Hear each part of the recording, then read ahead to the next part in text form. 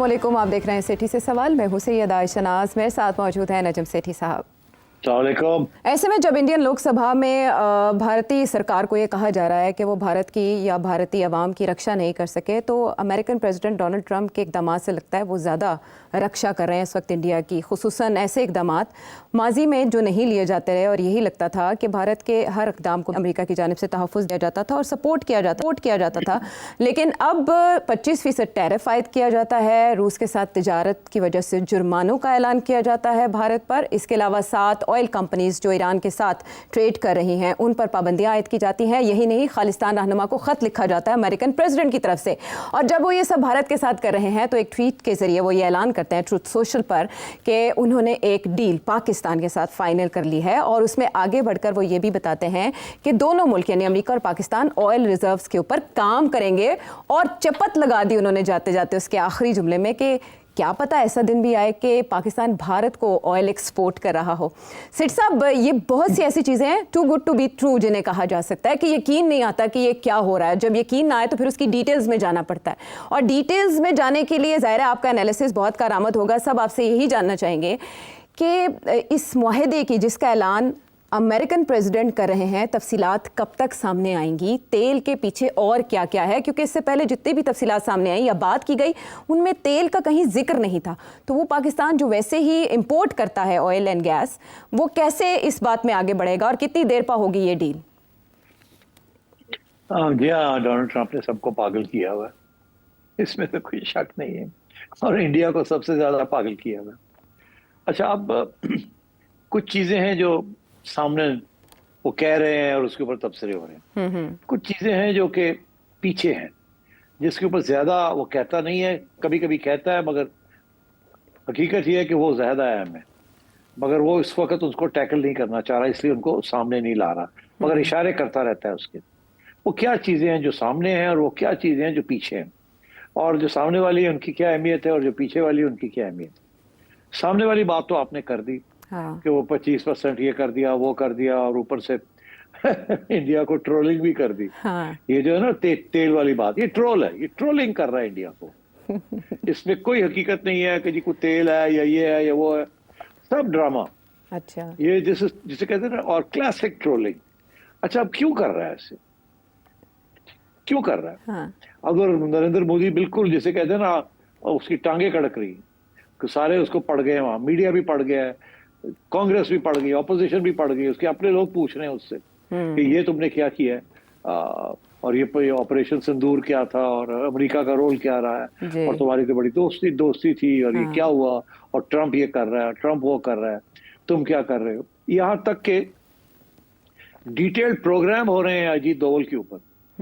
ये पहली दफा कि जी अजीत दोवल जो है, ये सारी फॉरेन पॉलिसी और नेशनल सिक्योरिटी पॉलिसी चाइना के जमाने से लेके अब तक ये जो है अजीत दोवल कर रहा है। और इसके ऊपर मैंने मतलब ये चीजें हमने कभी सुनी नहीं थी, मगर इंडिया के अंदर बहुत मैसिव स्केल पे तनकीद होनी शुरू हो गई है।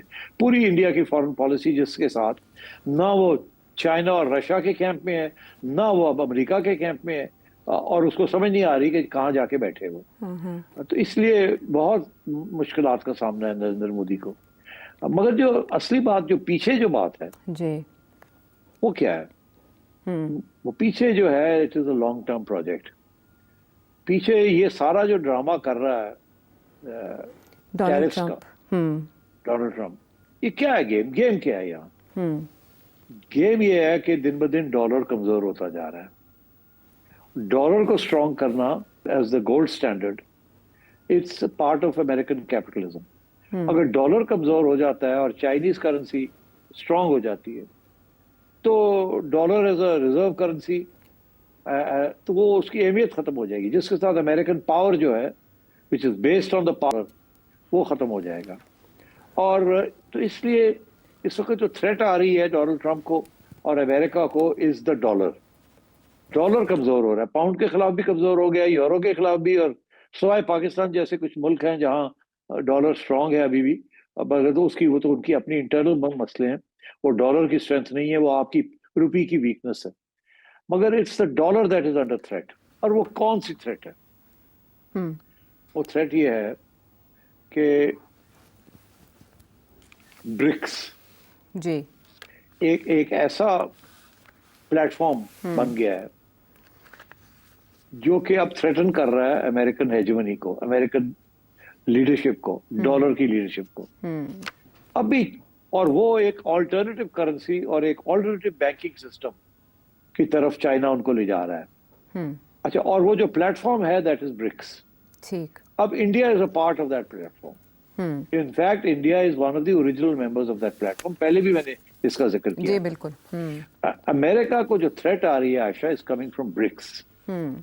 इसीलिए वो चलते चलते कहा जाता है ब्रिक्स के बारे में कि ब्रिक्स को मैं सॉर्ट आउट, जो बंदा ब्रिक्स में होगा उसको हम नहीं छोड़ेंगे। इंडिया को भी उसने धमकी दी है कि तुम ब्रिक्स में बैठे हुए हो और उधर तुम हमारे साथ क्वाड में हो, ये कैसे है? तो हो नहीं सकता। ब्रिक्स इज रशिया चाइना, वो लीड कर रहे हैं जी। और आप वहां क्या कर रहे हैं? अच्छा, अब इंडिया इस वक्त India is in a difficulty. अभी मैं एक इंटरेस्टिंग मजमून पढ़ रहा था कि अभी कुछ चंद रोज पहले चाइना ने अपना अल्टरनेटिव बैंकिंग सिस्टम जो कि चाइनीज करेंसी के ऊपर बेस्ड है बट नॉट ऑन डॉलर, वो लॉन्च कर दिया है। और वो लॉन्च उस ऐसे किया है कि जो बैंकिंग ट्रांजैक्शंस हैं वो अगर आप जो इस वक्त कैपिटलिस्ट सिस्टम में अंदर स्विफ्ट है, वो दो आपने आज से यहाँ से पैसे कहीं और भेजने हैं तो एक बैंक के पास जाएगा, फिर दूसरे बैंक के जाएगा, फिर उधर से इधर जाएगा, वो दो दिन लग जाते हैं ट्रांसफर के अंदर। मगर और कॉस्ट बड़े हाई हैं। ये जो चाइना ने सेटअप किया है with a group of countries और वो बढ़ती जा रही हैं वे डॉलर के जरिए नहीं, चाइनीज करेंसी के जरिए वो करते हैं।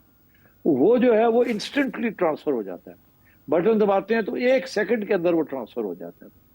तो अब this is going to be a real challenge to the American dominated IMF world bank dominated system of SWIFT. तो ये मैं पहले भी कह चुका हूँ, अमेरिका को इस वक्त सबसे ज्यादा खतरा यही है कि अमेरिका की अहमियत जो है एज द ग्लोबल स्टैंडर्ड वो टेक ओवर हो रही है। तो उसने इंडिया को धमकी देनी शुरू कर दी है क्योंकि India has been directly supporting Iran and Russia. India को एग्जेम्पशन ली हुई थी अंडर बाइडन, जब उन्होंने क्वाड के अंदर लेके गए इंडिया को, तो इंडिया ने एग्जेम्पशन ले ली थी for buying oil from Iran and from Russia. अब इंडिया के अंदर एक रिफाइनरी पूरी रशियन ऑयल जो कि क्रूड होता है थोड़ा सा, उसके लिए एक पूरी रिफाइनरी बनी हुई है जिसकी टोटल डिपेंडेंस है ऑन रशियन ऑयल। वो रशिया के वो क्रूड ऑयल को और कोई उसका खरीदने वाला नहीं है। इंडिया वो सारी प्रोडक्शन ले लेता है और उस प्रोडक्शन को रिफाइन करके यूरोप एक्सपोर्ट करता है। So that is how Russia जो है उसको पैसे मिल रहे हैं और India is part of the other group. इसी तरीके के साथ ईरान से China and India are the two biggest buyers of Iranian oil despite the sanctions on Iran. तो अमेरिका को तकलीफ हो रही है कि ईरान के ऊपर प्रेशर नहीं पड़ रहा, रशिया के ऊपर प्रेशर नहीं पड़ रहा। अमेरिका और इसराइल की जंग हो रही है ईरान के साथ और यूरोप की जंग हो रही है रूस के साथ इन द यूक्रेन, और ये दोनों को ही वो उनको टाइट करने की कोशिश कर रहा है अमेरिका, और उधर से इंडिया जो है is one of the few countries जो वायलेट कर रहा है और इनको खुली छुट्टी मिल रही है और इनको से इनकी हेल्प हो रही है। तो अमेरिका इज वेरी कंसर्न कि उसके खाते के अंदर India is the major problem for the American capitalism right now and Donald Trump's philosophy of economics. तो ये ट्रेड वेड जो है ना ये टाइट कर रहा है चाइना को और इंडिया को और रशिया को। इसीलिए ये सैंक्शंस लगाने की कोशिश कर रहे हैं और इसीलिए ये टैरिफ बैरियर्स क्रिएट कर रहे हैं। पाकिस्तान किसी खाते में नहीं आता, इसीलिए पाकिस्तान के साथ थोड़ी नरमी दिखाई जा रही है और इंडिया को ट्रोलिंग करने के लिए पाकिस्तान के बारे में, ओ जी हमारा बड़ा जबरदस्त सेटअप हो गया है, और जी हमारे से बड़े जबरदस्त तल्लुकात हैं, और अब तो ऑयल एंड गैस की पाकिस्तान में बड़ी निकलने वाली है और हम तो अपनी कंपनीज को वहां भेज रहे हैं। और फिर ये ट्रोलिंग है कि हाँ कल को शायद इंडिया को पाकिस्तान से तेल खरीदना पड़ेगा। Nonsense nonsense. मगर वो पड़ा हुआ है इंडिया के पीछे और इंडिया को समझ नहीं आई कि उनके साथ हुआ क्या है। और अब वो अभी दो किस्म के इश्यूज बन रहे हैं। एक तो ये कि अगर ये 25% टैरिफ उसने इंडियन के ऊपर लगा दिया जी, तो this will be higher than जो वो टैरिफ लगा रहा है और से बांग्लादेश या वियतनाम। और हमारे ऊपर ये इस वक्त इशू ये बना हुआ है कि क्या हमें कोई 20% के लगभग लगाएगा या 15% तक आ जाएगा। ठीक। अगर तो ये 15% पाकिस्तान पे कर देता है और 25% इंडिया पे कर देता है और ये पक्का हो जाता है, कोई नेगोशिएशन इंडिया के साथ नहीं होती और 25 ही लग जाता है, तो फिर पाकिस्तान की इसमें बड़े फायदे हैं।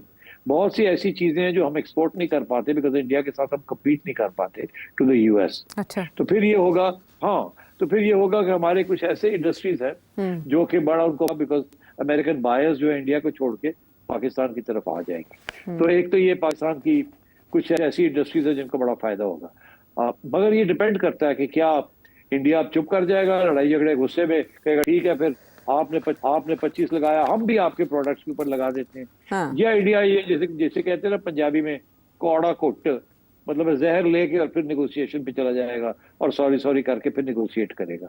तो मेरा ख्याल है कि इंडिया वाले जो है ना इस वक्त वहां दो पोजीशन चल रही हैं। एक तो ये कि go to hell with Donald Trump, हम भी इनके ऊपर टैरिफ लगाते हैं। दूसरा ये है कि नहीं, don't be stupid, let's go renegotiate, कौड़ा कुट करो, we can't afford it because it will be a very major blow to Indian exports. ये 25% अगर लग जाता है तो और इंडिया फिर इनके ऊपर लगा देता है तो उनकी क्या है, वो 40 मिलियन से 30 मिलियन हो जाएगी, कम हो जाएगी। इंडिया की तो 100 से भी कम हो जाएगी। तो उससे इंडिया का ज्यादा रिलेटिवली ज्यादा नुकसान हो जाएगा। तो अब देखना ये है कि क्या इंडिया फिर कोई नेगोशिएट करता है या नहीं करता है, या गुस्से में बैठ के काउंटर टैरिफ लगाने की कोशिश करता है। तो ये डोनाल्ड ट्रम्प गेम्स खेल रहा है इंडिया के साथ, मगर इसके पीछे इंडिया को वो निकालना चाहता है ब्रिक्स में से, और इंडिया को कह रहा है कि आप क्वाड के अंदर तकड़े होके आए और हमने चाइना को टेक ऑन करना है। India is not ready for that. India की फॉरेन पॉलिसी इस वक्त, उन्होंने सोचा ही नहीं था कि उनके साथ इस तरीके से ये होगा। वो गेम्स खेल रहे थे, क्वाड में भी बैठे हुए थे, ब्रिक्स में भी बैठे हुए थे, रूस से भी तेल ले रहे थे, ईरान के साथ भी कर रहे थे, और अमेरिका जा जाके डोनाल्ड ट्रम्प की तारीफें भी कर रहे थे। वो मेरा ख्याल एक्सपोज हो गया है। That is not going to work any more. तो पाकिस्तान के साथ कोई ज्यादा प्यार मोहब्बत नहीं है, वो इंडिया को टाइट कर रहा है बिकॉज पाकिस्तान का ब्रिक्स में होना इज नॉट रियली इंपॉर्टेंट, मगर इंडिया का ब्रिक्स के अंदर होना is very important. India is now the fourth और the fifth largest economy in the world. और देखे ना, रूस, चाइना, इंडिया, ब्राजील, तो ये तो आप समझे कि they are twice 3 times as big as the rest of the world when they all sit together.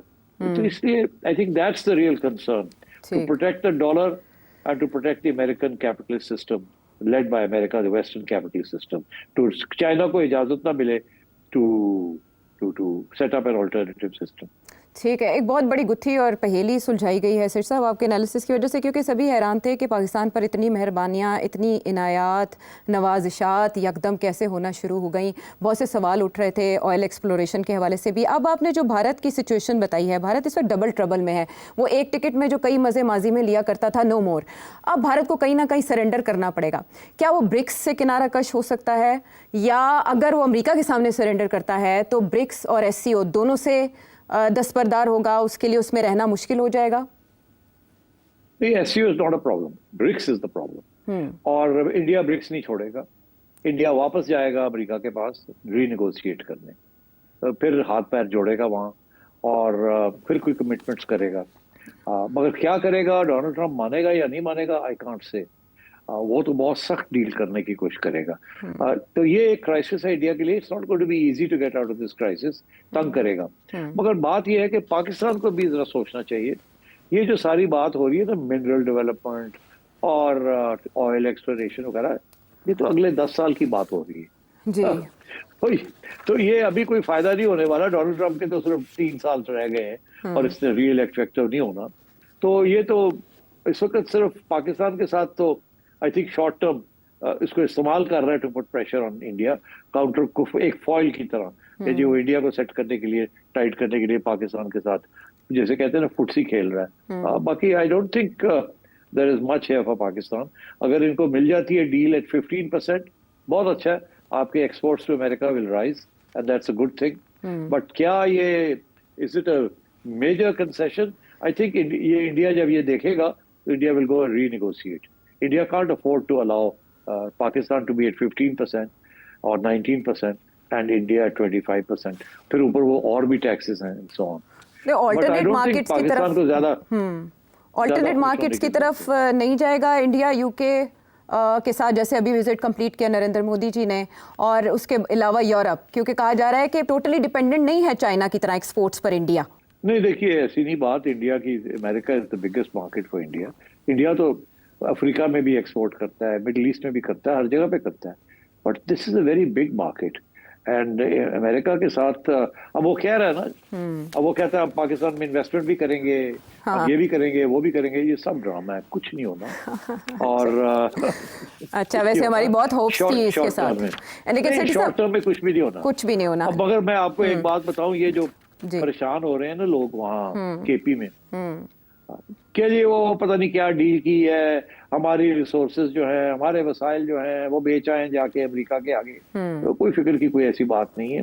ये अभी तो मिनरल डेवलपमेंट के लिए अगर आपको रेको डिक के लिए 10 साल लग गए उसको चलाने में, अभी तक चली नहीं है, पता नहीं अगर 3 साल 4 साल के बाद जाके वो कुछ ना कुछ होगा वहाँ। तो ये अभी इतनी कोई इन्वेस्टमेंट लंबी चौड़ी आने वाली नहीं है और बड़े मसाइल भी होंगे, मगर ये सिर्फ इस्तेमाल किया जा रहा है नॉकआउट टू रीनेगोशिएट और इंडिया के ऊपर प्रेशर डालने के लिए। तो केपी वालों को ज्यादा, ये जो गवर्नमेंट केपी की है वो फिक्रमंद है कि जी आपने कुछ नए कानून बना दिए हैं मिनरल डेवलपमेंट के, ये वो वगैरह। ये लॉन्ग टर्म की बातें हैं, ये शॉर्ट टर्म की बातें नहीं है। अलबत्ता ये जरूर है कि फेडरल गवर्नमेंट ये चाहेगी कि मिनरल्स में और एक्सप्लोरेशन होनी चाहिए, जैसे रेको डिक का है, और भी होनी चाहिए, केपी में भी होनी चाहिए, बलूचिस्तान में भी होनी चाहिए, मगर these are long term projects. But Donald Trump is acting, वो ऐसे एक्ट कर रहा है जैसे कल को कुछ होने जा रहा है और इंडिया उड़ जाएगा।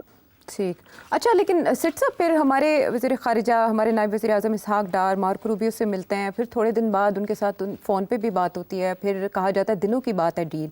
तो कोई जो डील हुई है उसकी तफसीलात कब तक आ जाएंगी सामने? अगर अमेरिकन प्रेसिडेंट ने हमें ऑयल के हवाले से बताया, पाकिस्तानी हुकाम हमें क्या बताएंगे? औरंगज़ेब हमारे वज़ीर ख़जाना वहाँ बात कर रहे हैं।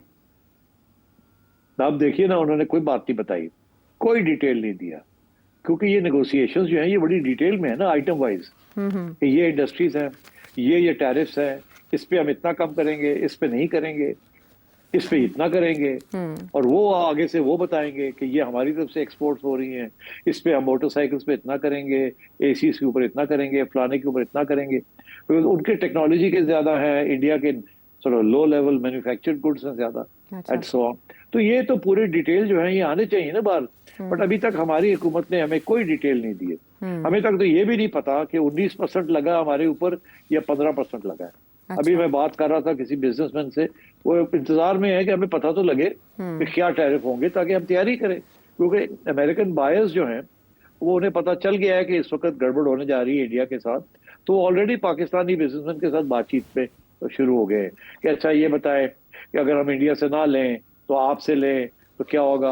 अच्छा आप ये बताएं कि चाइना से तो ऑलरेडी प्रॉब्लम है, हमने आउटसोर्स करना है, अब इंडिया से भी नहीं मंगवा सकते, तो आप बताएं क्या हमें आप सोर्सिंग कर सकते हैं, आप ये चीज लेके दे सकते हैं, ये बनवा के दे सकते हैं, जो पहले उन्होंने नहीं किया। अच्छा। तो ये एक बहुत बड़ी अपॉर्चुनिटी डेवलप हो रही है, मगर जितनी जल्दी पाकिस्तान को पता चलेगा, पाकिस्तान की बिजनेसमैन को पता चलेगा कि ये आइटम जो है ये अभी चाइना से नहीं जाएंगे, ये इंडिया से नहीं जाएंगे, या अगर जाएंगे तो बड़े महंगे होंगे रिलेटिवली, तो हम यहाँ इसको फीजिबिलिटी करें, क्या हम यहाँ बना सकते हैं पाकिस्तान में कि नहीं, या हम कहीं से खरीद के, सेंट्रल एशिया से खरीद के कुछ चीजें, ईरान से कुछ चीजें खरीद के इधर उधर से और यहाँ लेके आए, उसको असेंबल करें, उसको बनाएं, तो क्या हम एक्सपोर्ट कर सकते हैं कि नहीं।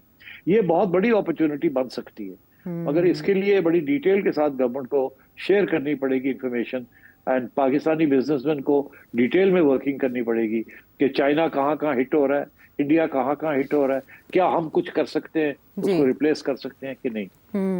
अच्छा, ऐसे में ऐसी खबरें भी आना शुरू हो गई हैं कि इंडियंस कुछ कॉशियस हो गए हैं, उनकी जो मुख्तलिफ मिनिस्ट्रीज़ हैं जो रेलेवेंट हैं वो ये कह रही हैं कि दे हैव टेकन नोट, इससे ज़्यादा बात नहीं की जा रही, तबसरा नहीं किया जा रहा, लेकिन जो परचेज़ है या जो इंडियन स्टेट रिफाइनर्स हैं उन्होंने रशियन ऑयल परचेजेस को पॉज कर दिया है। इसके अलावा जो वो परचेज़ करने जा रहे थे SU-57, उसके बजाय ये गौर किया जा रहा है कि ज़्यादा एडवांस टेक्नोलॉजी ले ली जाए अमेरिका से, F-35। सो क्या अमेरिकी दबाव रशिया से इंडिया को दूर कर देगा? नहीं देखिए, रशियन टेक्नोलॉजी तो बहुत पीछे है ना, चाइनीज इज नॉट अवेलेबल इस वक्त। इंडिया ने इसी वक्त they have to decommission many of their old MiGs. It's example मैं दे रहा हूँ, अब वो इंडिया के लिए बहुत मुश्किल फैसला है ना कि अब कहाँ जाएंगे। Russian technology accept in may be anti missile batteries वगैरह जो कि उनकी एडवांस्ड S-400 वगैरह है, but apart from that Russia क्या दे सकता है इनको। Russia doesn't have the same sort of advanced fighters that say now China is going to produce or the Americans are producing or indeed the French. So अब करेगा क्या India. और वो decommission कर रहा है अपने पुराने मिराज जो हैं पुराने हो गए उनके, और जो मिक्स हैं वो, तो अब उन्होंने तो राफेल के अंदर इन्वेस्टमेंट की थी, मगर राफेल जो है वो पिट गया है। अच्छा, अब वहाँ डिबेट चल रही है कि राफेल पिट गया है या इंडियन एयरफोर्स पिट गई। मेरा तो ये है कि इंडियन एयरफोर्स पिट गया, राफेल नहीं पिट गया। Rafale is a fantastic aircraft and it's a 4.5 generation aircraft. इनको समझ नहीं आई हमने जो किया है। ये F-35, हाँ ये F-35 के साथ मसला नहीं हल होगा इनका जी। और अगर F-35 की तरफ जाना है इन्होंने तो फिर तो बहुत बड़ी कमिटमेंट करनी पड़ेगी ना। अमेरिका तो आपको पता है वो फिर कैन यूज दोज। हमारे साथ जो किया था F-16 के ऊपर, पैसे लेके 90 की दिहाई में हमें 600 मिलियन लेके खा गए क्योंकि जी हमने न्यूक्लियर प्रोग्राम हटाया नहीं, और इन्होंने कहा जी आपके पैसे भी गए और जहाज भी नहीं देंगे। और तो हमारे साथ फिर काफी इस किस्म के सैंक्शंस लगा दिए। अमेरिका तो ये चीजें करता है, चाइना और रशिया ये नहीं करते। वो सैंक्शंस वगैरह नहीं लगाते, वो सप्लाई लाइन नहीं रोकते। अमेरिका तो धमकी दे के रोक देता है। तो इंडिया के लिए बहुत सीरियस इश्यूज है। अब सारी मॉडर्नाइजेशन करनी है उन्होंने, अब राफेल के ऊपर उन्होंने करनी थी, अब वो खुद ही राफेल के खिलाफ हो गए। हालांकि राफेल वाले कह रहे हैं कि आप अपनी एयरफोर्स को देखें, आप अपनी ट्रेनिंग को देखें, और राफेल तो ठीक ठाक एयरक्राफ्ट है एंड इट इज। तो ये इंडिया के लिए बहुत से सीरियस स्ट्रेटेजिक इश्यूज खड़े हो गए। And how will they deal with it? मेरा ख्याल है कि बीजेपी की government can not deal with it. उनके बहुत से लोग हैं वो कॉम्प्रोमाइज्ड हैं, जिनके सारी असेसमेंट्स गलत निकली। और जाते जाते मैं कह दूं आपको कि मैंने पहले प्रिडिक्शन ये की थी कि जयशंकर जो है वो कैजुअलिटी होगा। नरेंद्र मोदी अभी सेकंड स्टेज पे होगा, फर्स्ट स्टेज पे जयशंकर होगा। मैं ये समझता हूँ जयशंकर के साथ अब उनके national security adviser Ajit Doval साहब वो भी कैजुअलिटी हो सकते हैं। तो ये तीन लोग हैं जो कि basically the architects of India's foreign policy, which is anti China, anti Pakistan, pro America. अब इंडिया के ऊपर प्रेशर आया ना, तो वो फिर चाइना के साथ सलाम दुआ करनी शुरू कर दी उन्होंने। एंड तो इसलिए आई थिंक डोवल साहब इज अंडर क्रिटिसिज्म। उनकी भी टारगेटिंग हो रही है कि ये डोवल ने सारी फॉरेन पॉलिसी बनाई हुई है, ये तो सारी फारग हो गए हम। और ये बिल्कुल, तो अब I think India is, BJP is in trouble, कोई नो डाउट अबाउट इट। हाँ, और इसका अंदाज़ा नरेंद्र मोदी जी के लोकसभा में बयान से भी आ रहा है, जो उन्होंने 100 मिनट की तकरीर की, लेकिन उसमें वो अमेरिका का, चाइना का नाम नहीं ले सके, बल्कि जो गुजरे हुए लोग हैं उनकी अपनी सियासत के, उनके अपने मुल्क के, उन्हीं को वो जिम्मेदार गर्दानते रहे। बहरहाल ऑपरेशन सिंदूर का तो भारतीय लोकसभा में पोस्टमार्टम जारी है, वहाँ क्या बात हो रही है और इसमें क्या मकासद पिन्हा हो सकते हैं भारत के फ्यूचर के लिए, ब्रेक के बाद आके बात करते हैं।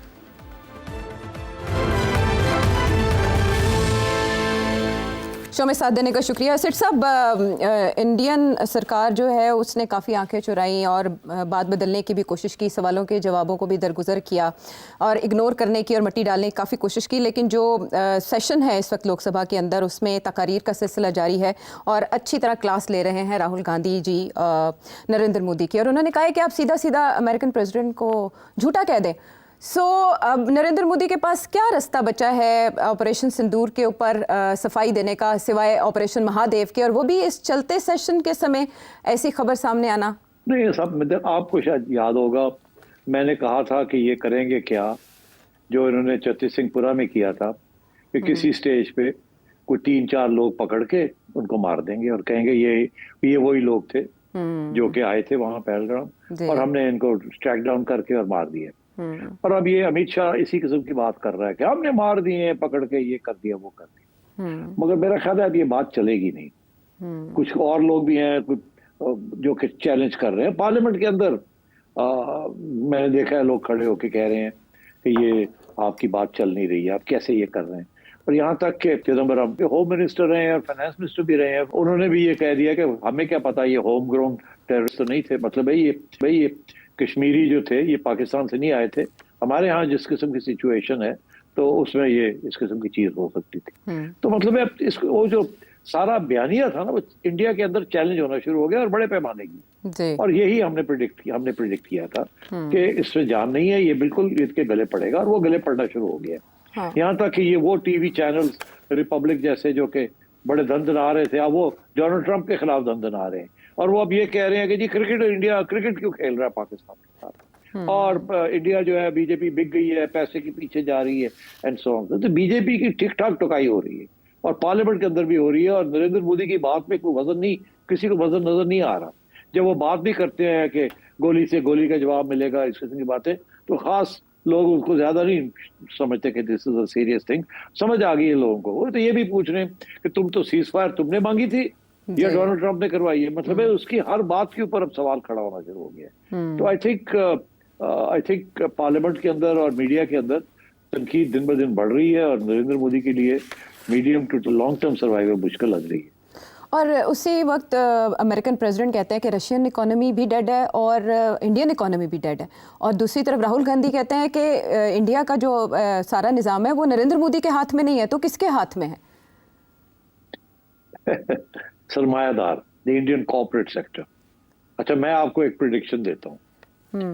इंडियन कॉर्पोरेट सेक्टर ने नरेंद्र मोदी को अहमदाबाद से लेकर आज तक सपोर्ट किया। उनके सपोर्ट के साथ नरेंद्र मोदी जो है वो इलेक्ट हुआ है। उनका दो किस्म का सपोर्ट था, corporate sector, corporate India, big business India. एक तो ये था कि they give him funds to fight the election, funding की है उसकी।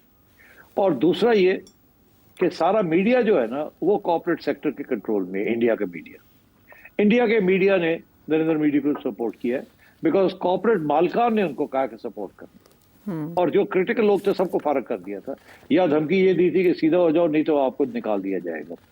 अब इंडियन कॉर्पोरेट मीडिया जो है वो जर्नलिस्ट उसको नहीं चलाते, मैनेजर्स चलाते हैं कॉर्पोरेट मीडिया। तो अब ये दो बहुत बड़े पावरफुल हथियार थे कॉर्पोरेट इंडिया के पास ऑन नरेंद्र मोदी, एक फंडिंग और एक मीडिया सपोर्ट।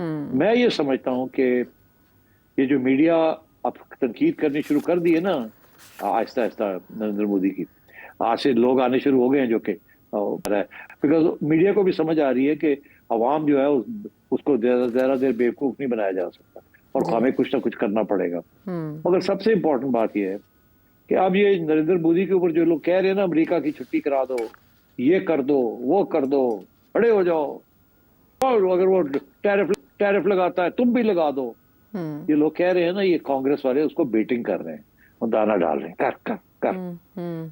कॉर्पोरेट इंडिया नहीं करने देगा। कॉर्पोरेट इंडिया नरेंद्र मोदी को कहेगा, ओए जाके होते गिटने टोको, we can't afford to lose the American market, we can't afford to lose American investment, we can't afford to lose the investment that comes because of America, whether it comes from Saudi Arabia और the UAE और elsewhere. तो इसलिए my sense is कि India फिर जाएगा, इनकी टीमें फिर भागेंगी वॉशिंगटन, और वहां जाके कुछ ना कुछ मुकमका करने की फिर कोशिश करेगी। ये हार्ड लाइन अमेरिका के खिलाफ इंडिया नहीं लेगा, दैट इज माय प्रेडिक्शन। ये कहीं ना कहीं डोनाल्ड ट्रंप को कंसेशंस देंगे, रोना धोना करेगा, घिटनों को हाथ लगाएंगे और वापस गेम में आने की कोशिश करेंगे। That is my prediction. ठीक है, कॉर्पोरेट इंडिया का प्रेशर होगा। और उसके वजूहात क्या बन सकती है जिसकी वजह से भारत ये करने पर मजबूर होगा, वो आपने जाना। इस वक्त भारत हर तरह से मुश्किल में, और उसकी डिटेल्स क्या हैं आपने जानी। ब्रेक के बाद आते हैं वापस।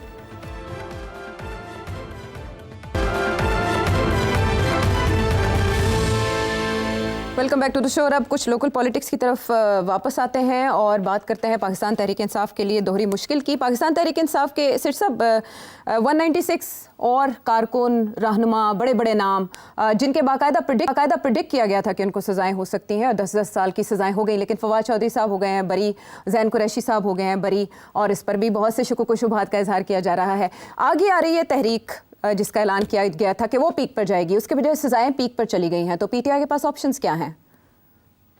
कोई खास ऑप्शन ना पहले थे ना अब हैं, और अगर इनका ख्याल था कि ये कुछ कर लेंगे तो उन्होंने दिखा दिया। उन्होंने गिरफ्तारियां भी करनी है और उन्होंने सजाएं भी देनी है, और वो दे रहे हैं। तो इसलिए ये तो एजेंडा आइटम नहीं चल रहा।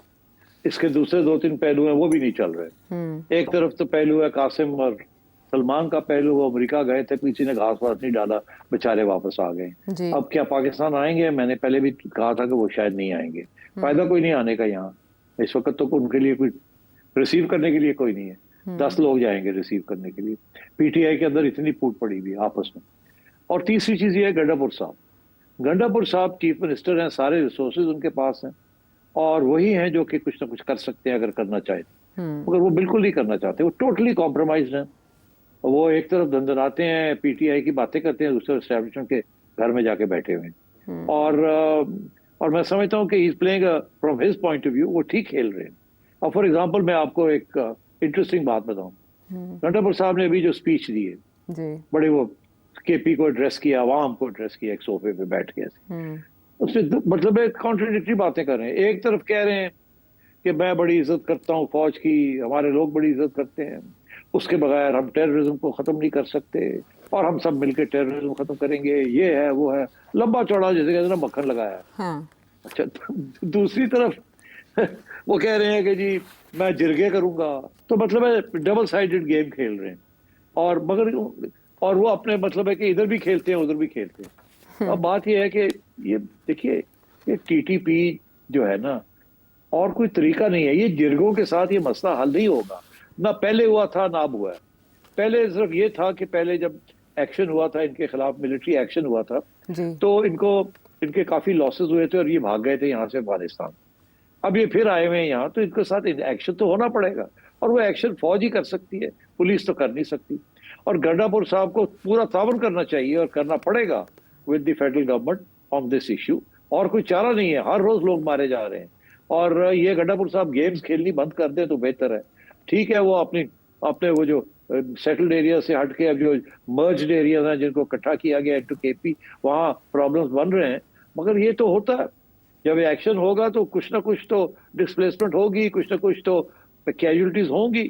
This is part of it. अब इतना सीरियस इश्यू है ये टेररिज्म, तो प्रोविंशियल गवर्नमेंट को चाहिए कि पूरा तावन करे वो फेडरल गवर्नमेंट के साथ, specially with Pakistan army, because ये मामला जो है और कोई रास्ता नहीं है इसको हल करने का अगेंस्ट टीटीपी के साथ आप मुआहदे नहीं कर सकते। वो तो उनके साथ मुआहदे आपने करके देख लिए क्या होता है क्या नहीं होता। तो इसलिए आई थिंक गंडापुर साहब should get ready to cooperate with the Pakistan army on this issue. ठीक है, ये जो बयान उन्होंने स्टेटमेंट दी वो एपेक्स कमेटी के इजलास में शिरकत के बाद दी थी, जिसकी वजह से लग रहा था कि उनकी टोन डाउन है। अब आपने कहा कि उन्हें ताउन करना होगा, तो ये है उनके लिए आइंदा का लाहे अमल। लेकिन सेठ साहब, मीनवाइल जो तहरीक का ऐलान पाकिस्तान तहरीक इंसाफ ने किया, बैरिस्टर गौहर जो चेयरमैन है उन्होंने इन सज़ाओं के ऊपर सख्त रद्द-ए-अमल दिया है, बहुत रंजीदा दिखाई दिया और उन्होंने कहा कि हम ऐवान के बाइकआउट या तहरीक के हवाले से जल्द लाहे अमल देंगे। सो क्या इस्तीफ़े दिए जा सकते हैं पाकिस्तान तहरीक इंसाफ की जानिब से ऐवान से, क्योंकि सज़ाएँ तो उनके पार्लिमानी लीडर्स को हो चुकी हैं? हाँ, आप देखे ना सजाएं हो चुकी हैं पार्लियामेंट्री लीडर्स को। क्या इलेक्शन कमीशन उन्हें डिस्क्वालीफाई कर देगा? अगर डिस्क्वालीफाई करेगा तो क्या नए इलेक्शन होंगे उनकी जगह पे? अगर नए इलेक्शन होंगे तो क्या विद पीपल पार्टी क्या वो जीत सकती है? नून लीग वो इलेक्शन जीत सकती है? क्या उनको रिक करना पड़ेगा? पीटीआई इतनी पॉपुलर है और फिर हाई कोर्ट में जाके ये चैलेंज हो जाएंगे, शायद स्टे भी मिल जाए। तो इतना तो अभी कंट्रोल नहीं है ना जुडिशरी के ऊपर कि टोटली करवा लिया जाए काम। तो मेरा ख्याल है अभी ये कश्मकश ये जदोजहद चलेगी और एक तरफ ये कोशिश करेंगे, दूसरा क्रैकडाउन होगा एंड सो ऑन। मेरा नहीं ख्याल they are ready to leave parliament. एक इतना इम्पोर्टेंट प्लेटफॉर्म है इनके पास, वो भी अब छोड़ देंगे तो फिर कहाँ जाएंगे ये? It would be a mistake in my view कि अगर ये ऑन मैस रिजाइन करते हैं, कर सकते हैं, तो उसका काफी इम्पैक्ट होगा और गवर्नमेंट के लिए एक नई क्राइसिस होगी कि फिर अब इलेक्शन कराने पड़ जाएंगे और इलेक्शन कराएंगे तो कैसे मैनेज किए जाएंगे उस इलेक्शन। तो yes, it can be a crisis point, मगर मैं समझता हूँ इस किस्म का क्राइसिस पॉइंट जो है इस स्टेज पे शायद नहीं करना चाहिए।